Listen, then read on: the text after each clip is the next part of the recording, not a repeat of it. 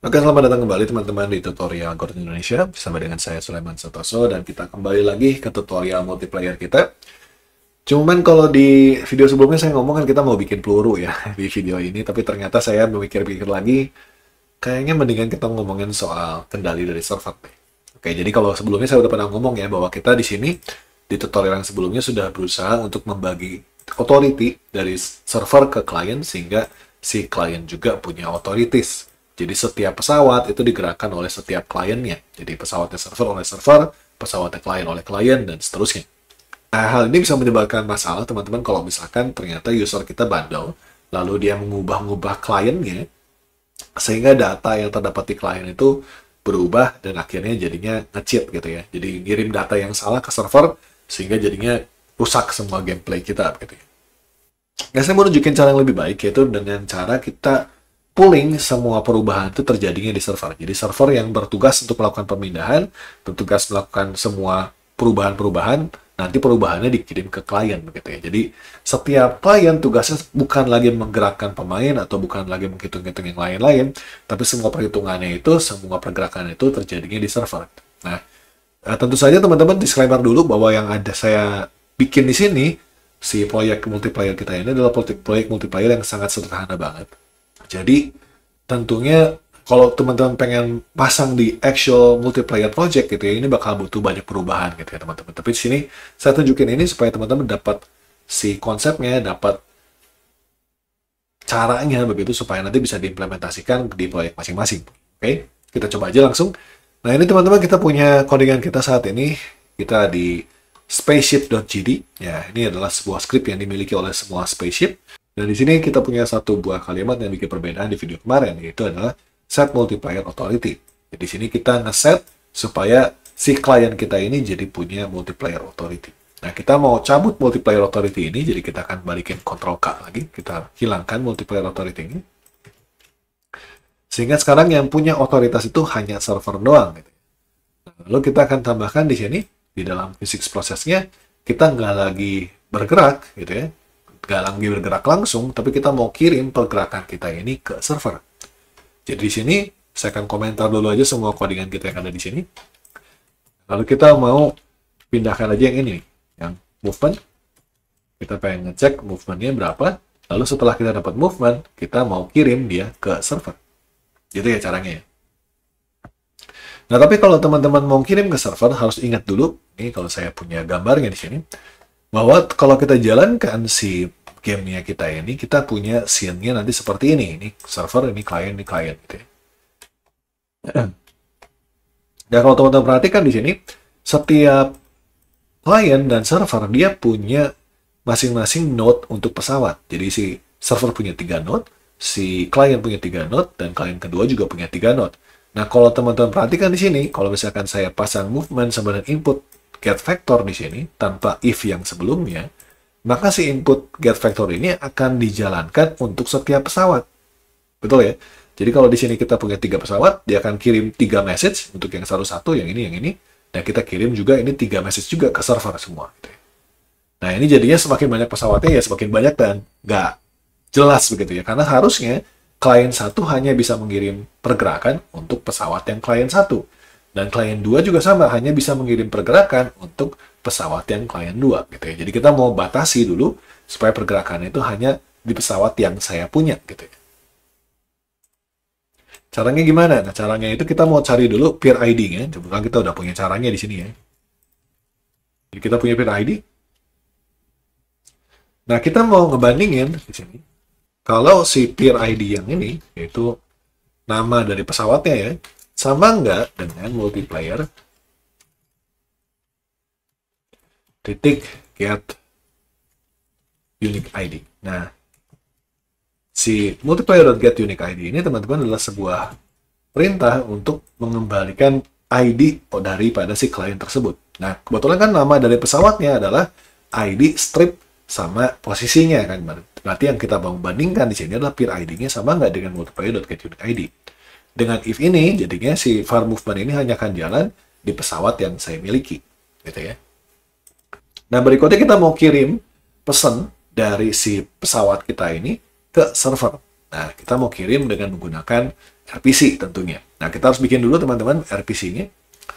Nah, di sini saya bisa milih untuk pasang kode RPC-nya itu di dalam pesawat saya, di dalam sheet.gd. Atau saya juga bisa pilih untuk memasang si kode RPC-nya itu di dalam scene.gd.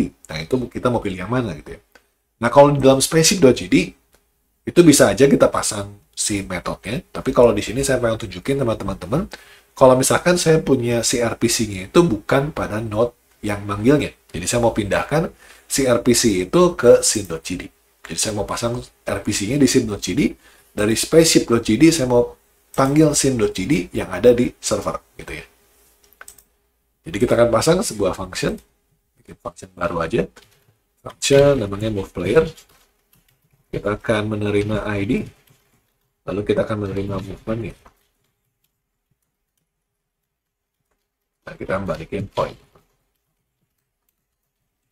Oke ya, nah kita akan pasang dia RPC. Kita akan anyPair aja, lalu kita akan sebut dia callLock. Oke, ini fungsi pergerakan yang kita punya. Nah, di pergerakan ini teman-teman saya akan pertama kali kita harus cari dulu pesawatnya. Jadi kita akan punya pesawatnya ini sudah pasti kan di dalam si node yang namanya multiplayer object ini ya, semua pesawat kan. Kalau teman-teman lihat tadi, setiap pesawat itu ada di bawah daripada multiplayer object, mau dia di server maupun dia di client. Jadi kalau kita mau cari pesawatnya, kita tinggal cari multiplayer object-nya dulu. Jadi kita cari multiplayer object, lalu titik get node, kita cari sesuai dengan ID-nya. Nah, ini fungsinya. Nah, kalau misalkan ternyata nanti si ship-nya ini tidak ketemu, ya kita nggak ngapa-ngapain. Kalau kita ketemu pesawatnya, teman-teman, kita akan gerakin si pesawat tersebut. Kita kasih velocity-nya adalah movement, dikali dengan 100, misalkan kecepatannya. Lalu kita akan panggil ship.move and slide.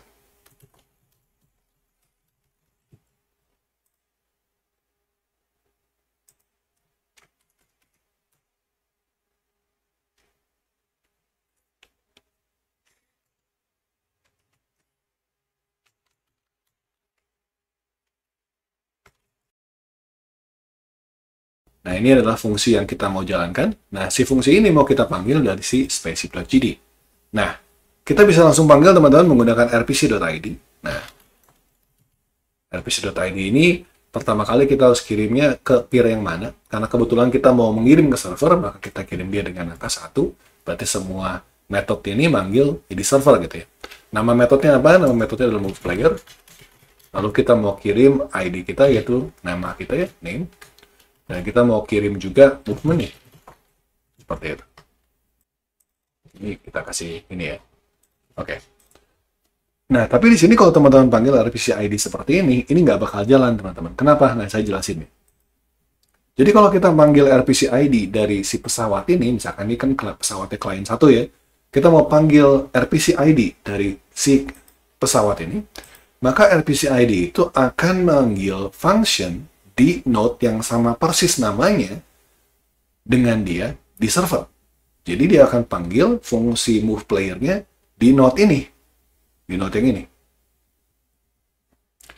Karena RPC itu akan nyari node yang persis sama hierarkinya dengan node yang manggilnya. Jadi kalau node yang manggilnya namanya ini, dia akan panggil si node yang sama di sini, lalu dia akan coba cari fungsinya namanya move player gitu.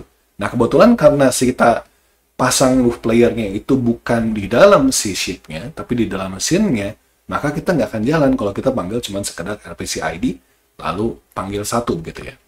Nah, supaya kita bisa akses ke sana, ke atasnya itu, kita bisa akses dengan kita panggilnya dari si scene kita. Jadi kita akan naik ke atas dulu, kita get tree,